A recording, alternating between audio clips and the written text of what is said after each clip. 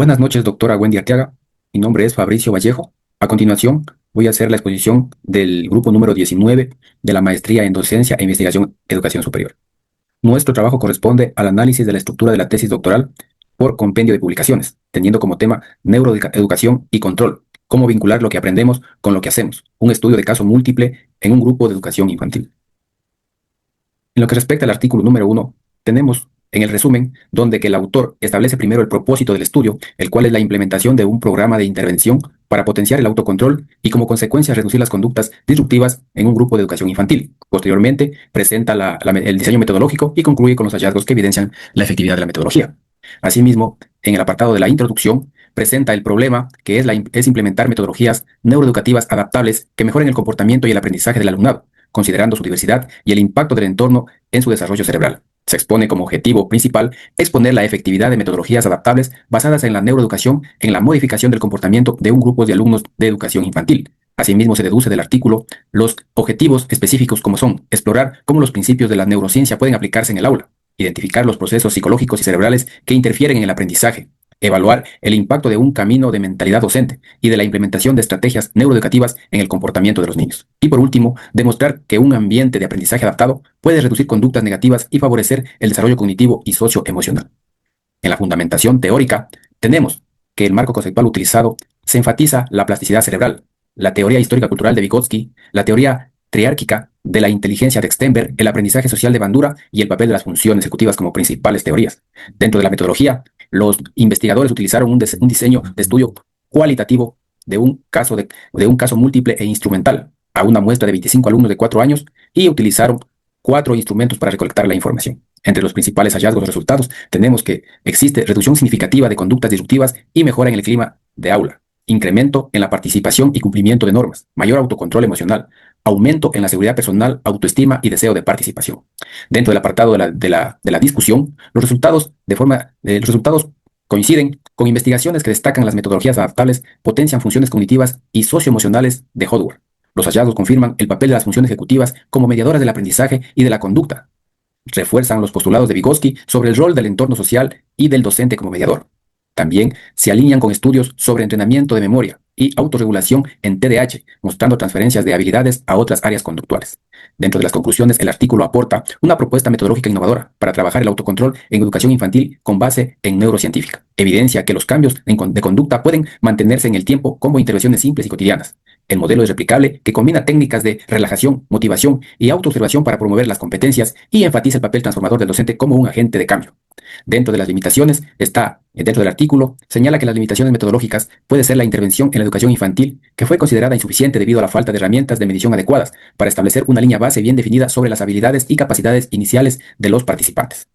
Se deduce dentro del artículo que futuras líneas de investigación para unas investigaciones pueden ser replicar el estudio con mayor número de participantes y en distintos contextos para validar resultados, incorporar grupo experimental y grupo de control para obtener evidencias más robustas, evaluar el impacto de estas intervenciones en el alumnado con TDAH, dislexia u otras necesidades educativas especiales, estudiar el papel de la formación docente en neuroeducación para optimizar su implementación. El artículo tiene muchas fuentes teóricas, la cual hace muy relevante su investigación. Tenemos el DOI de descarga, pero por motivos de la página estamos utilizando el URL para poder acceder al artículo. Muchas gracias, estimada doctora. Esto es el final de su presentación. Doy paso a mi compañera. Sobre lo que es el artículo número 2, sobre el análisis de tesis doctoral por compendio de publicaciones.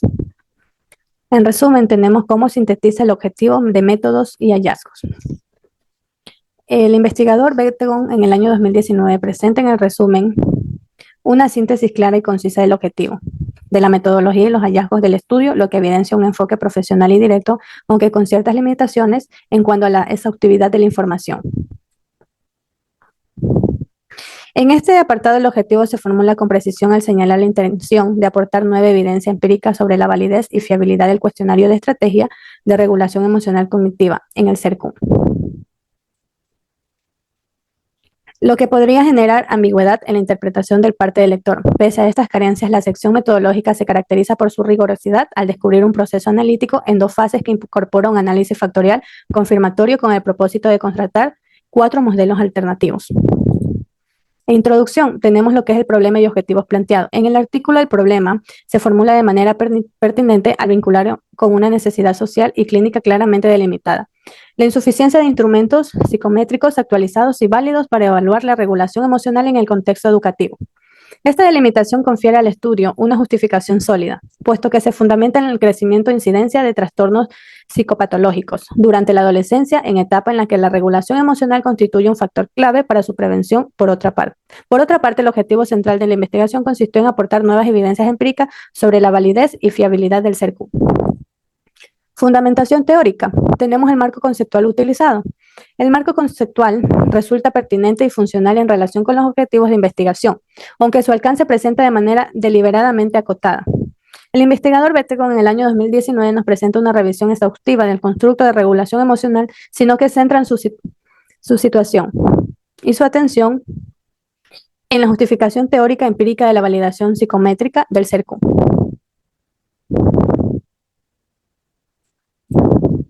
La metodología del estudio se caracteriza por un alto nivel de transparencia y rigor, lo que constituye una de las principales fortalezas del artículo. El investigador establece un diseño de investigación cuantitativo con enfoque psicométrico, opción metodológica idónea para un proceso de validación de instrumentos. Como resultado tenemos los principales hallazgos. Se presentan de manera clara y muestran una coherencia total con los objetivos planteados, evidenciados en la eficacia del diseño metodológico implementado. Este resultado no solo aborda de manera directa el objetivo central del estudio, sino que también proporciona una versión más parsimoniosa del instrumento. En consecuencia, el hallazgo principal consiste en la validación de una versión reducida en el CERCU, lo cual constituye una contribución significativa al facilitar su aplicación tanto en contextos clínicos como educativos. Tenemos discusión, que sería la relación de resultados con la teoría y con estudios previos. Bettegon en el año 2019 establece una conexión crítica en sus resultados, la teoría y estudios previos, lo que contribuye a fortalecer la validez externa del estudio. El artículo reconoce la limitada disponibilidad de investigaciones sobre el CERCU en poblaciones adolescentes hispanohablantes, una restricción que podría haber limitado el análisis, no obstante a los autores que superan esta limitación de contrastar sus hallazgos con estudios realizados en otros países como Francia y China, los cuales también respaldan la estructura de nueve dimensiones. Como conclusiones, aparte del artículo, el artículo realiza un aporte significativo tanto desde el punto de vista teórico como práctico, alineándose con los objetivos generales de la tesis doctoral. Su principal contribución radica en la validación de instrumentos fiables y válidos para la medición de regulación emocional en adolescentes hispanohablantes, un área caracterizada por la escasez de herramientas estandarizadas. Limitaciones, tenemos las restricciones metodológicas teóricas. Se evidencia un alto grado de autocrítica al reconocer las limitaciones del estudio, aspecto fundamental para la credibilidad científica. La restricción metodológica más relevante señalada de la manera implícita es el artículo y explicitada en la tesis doctoral, que consiste en la dificultad para comparar los hallazgos con otros estudios, derivada de la escasez de investigaciones previas sobre el CERCU. Propuestas derivadas. El artículo por sí mismo no plantea de manera explícita futuras líneas de investigación, lo cual constituye una limitación común en publicaciones que forman parte de una tesis más amplia. Como referencias tenemos fuentes claves utilizadas que demuestran una selección adecuada de literatura especializada en el campo de psicometría y la regulación emocional, dada que citas trabajo fundamental sobre el CERCU. Artículo número 3 que dice, ¿cómo sintetiza el objetivo, método y hallazgo? Tenemos que el objetivo se expone con precisión, indicando que el estudio busca evaluar el efecto, el uso de las estrategias cognitivas de regulación emocional sobre el nivel de ansiedad de los estudiantes de nivel secundario. En sí, lo que quiere decir nuestro trabajo es que las principales hallazgos indican que el modelo explicó, y tenemos como aquí en este punto muy importante, que el 46.3% de la varianza de ansiedad entre las variables predictoras más importantes tuvieron, como indica aquí, la autoculpa, la rumiación y la castrofización, ¿ya? Lo cual pues indica que la reinterpretación positiva, lo cual generó un aporte novedoso, que fue identificar pues la reinterpretación positiva, fue considerada adaptativa y también influye también en la ansiedad. De acuerdo a este tema, pues en general, en base a lo que serán los problemas, objetivos dentro de esto, y también otra parte en general para hacerlo un poco resumido, en este caso, Magíster, sobre el marco conceptual, Indica que en este caso la discusión de los resultados comparan con estudios previos y confirman que la relevancia de las estrategias desadaptivas, pero amplían el conocimiento al incluir la reinterpretación positiva. De acuerdo en esta parte de acá, menciona nuestro artículo, es que el aporte de este estudio es tanto teórico como práctico, ya que orienta a diseñar programas de prevención e interpretación, lo cual dice que la utilización del ser y del está ahí, pero en esta tesis doctoral el marco contextual presenta de manera más extensa y profundiza, incluyendo las sesiones dedicativas, cómo afecta la ansiedad a la regulación emocional, ¿sí? Entonces, lo que quiere decir es que el aporte, bueno, para concluir de nuevo, digo, lo que es el aporte de este estudio es tanto teórico como práctico, decir, ya que orienta a diseñar programas de prevención e interprevención en adolescentes dirigidos a reducir estrategias desadaptivas y fortalecer las adaptativas. ¿Ok? Entonces, tenemos como limitación, menciona la escasez de estudios en adolescentes españoles y análisis limitados del género, lo cual pues tenemos como resultado que finalmente se proponen nuevas líneas de investigación como estudios longitudinales, inclusión, apoyo familiar, autoestima y el uso de herramientas estratégicas de regulación emocional. También tenemos como conclusión, en base a este punto o esta pregunta de este artículo, es que el artículo que muestra que la forma de cómo los adolescentes regulan sus emociones explica de manera tan significativa su nivel de ansiedad, ofreciendo bases sólidas, prácticas educativas y clínicas para el estudiante. Muchas gracias. Dentro del último apartado sobre observaciones globales, tenemos como primera pregunta la siguiente. ¿Existe coherencia entre los resúmenes y el de la tesis completa? Lo que se divisó fue simplemente una coherencia instrumental en los estudios analizados. Sin embargo, lo que sí existe es una tensión significativa en relación con su alcance. Los resúmenes de los 3 artículos se concentran en objetivos empíricos, específicos y delimitados. El artículo número 1 se orienta a mejorar el autocontrol del alumno, mientras que el artículo 2 pretende proporcionar nuevas evidencias empíricas sobre la validez y fiabilidad del cuestionario de estrategias de regulación emocional cognitiva. Y el artículo 3 se enfoca en evaluar el efecto del uso de las estrategias cognitivas de regulación emocional sobre el nivel de ansiedad. En correlación a lo mencionado, el resumen de la tesis trasciende la mera dimensión metodológica para adoptar una perspectiva más enriquecedora, integradora y a la vez eduformativa o pedagógica, señalando que su investigación se centra únicamente en la evaluación y estrategias educativas frente a la regulación emocional en el aula.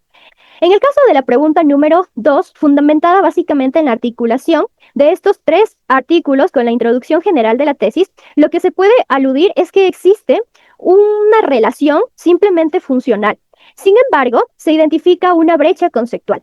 La introducción de la tesis establece o formula un marco de alcance ambicioso al presentar la neuroeducación como una nueva ciencia del aprendizaje. No obstante, los artículos que integran el estudio no profundizan directamente en este constructo de la neurociencia para llegar a este objetivo como tal, sino que se centran en algunos subcomponentes específicos. En particular, el artículo 2 valida más una herramienta psicométrica destinada a medir un aspecto concreto de funciones ejecutivas mediante un cuestionario. El artículo 3 emplea dichas herramientas para establecer relaciones predictivas, es decir, qué es lo que se puede eliminar, qué es lo que se puede implementar.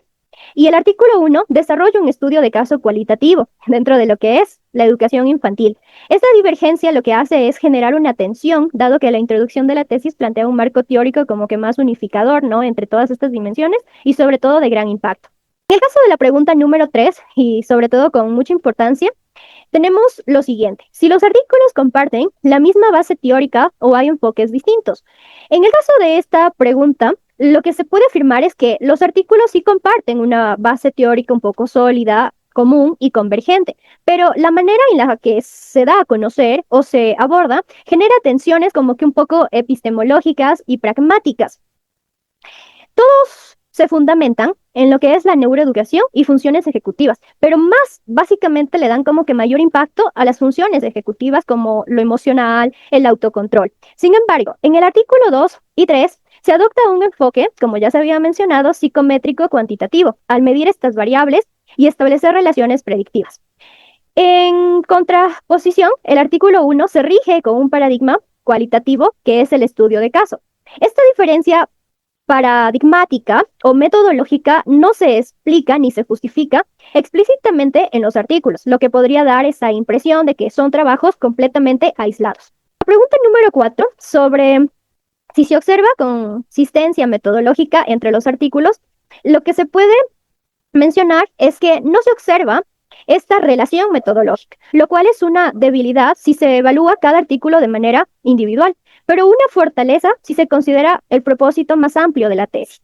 El estudio adopta una estrategia de triangulación metodológica para abordar la misma problemática desde diferentes ángulos, ya que emplean un diseño psicométrico con análisis factorial, pero esto sí confirmatorio. En el caso del artículo 3, este utiliza un diseño correlacional con una regresión lineal. Y en el caso de la pregunta si estos tres artículos se complementan o se aíslan, lo que se observó era que sí se complementan, pero de manera secuencial. Sin embargo, no se validan entre sí con un rigor suficiente, lo que genera vacíos críticos en la evidencia. El hallazgo del artículo 2, que valida una herramienta de medición de la regulación emocional, constituye un prerequisito para los resultados del artículo 3, los cuales demuestran un poder predictivo de estas estrategias sobre la ansiedad.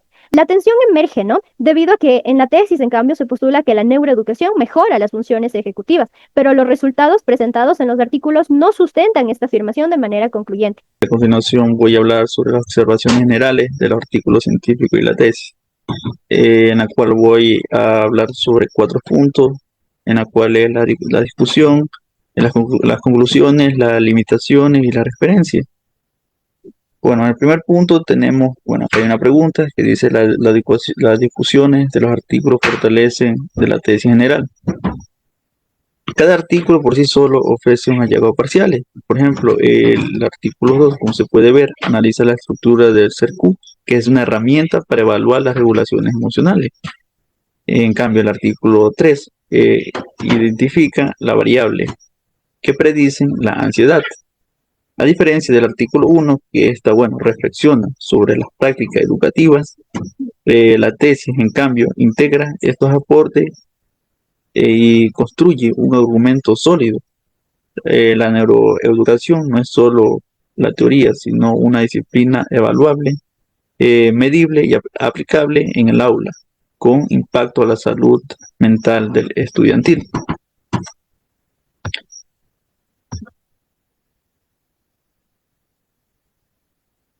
En las conclusiones, cada artículo aporta resultados fundacionales más que definitivos.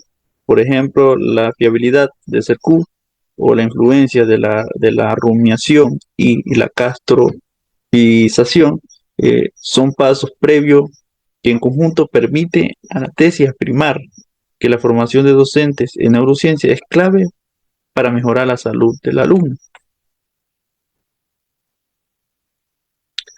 En el punto número 3, respecto a las limitaciones,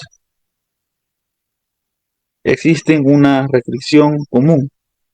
La investigación sobre el uso del CERQ en población hispanohablante. Además, como vemos, el artículo 1 limita la generalización de sus resultados por su diseño de cada caso múltiples. La tesis, sin embargo, va más allá. Esta reconoce la debilidad metodológica propia, la falta de herramientas para establecer una línea base clara en las capacidades de los participantes.